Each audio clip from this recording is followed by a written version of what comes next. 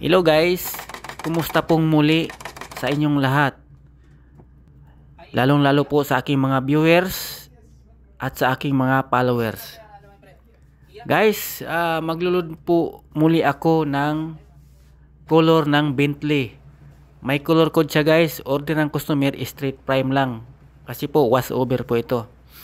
Ito po yung mga gamit ko guys na kinukuha ko po doon sa formula ng color code. 772 coarse aluminum, 753 white, 767 fine satin aluminum, 990 Bianco, 761 red blue, 762 violet blue, 981 violet.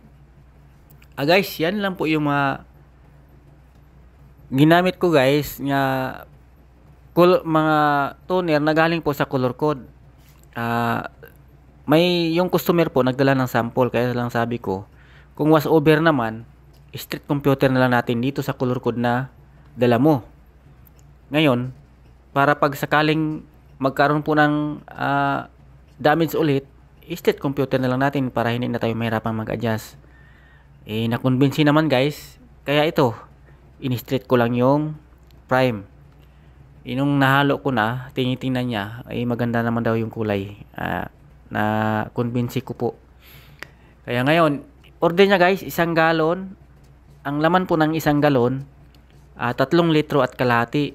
PPG Deltron po yung order niya guys. Maganda kasing kulay guys, para siyang light blue. Ayun, hinalo ko na siya guys. Maganda yung kulay niya, lalo pag iwas over to, maganda po tingnan.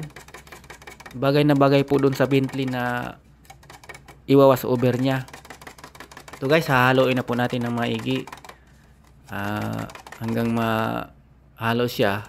Guys, malapit na po tayong matapos. PPG Deltron po ito guys, Bentley 6572 po yung color code niya. Was over po ito, 1 galon. Maraming salamat po sa aking mga followers, higit sa lahat sa aking mga viewers. Maraming salamat po guys sa walang sawang panonood. Bye bye.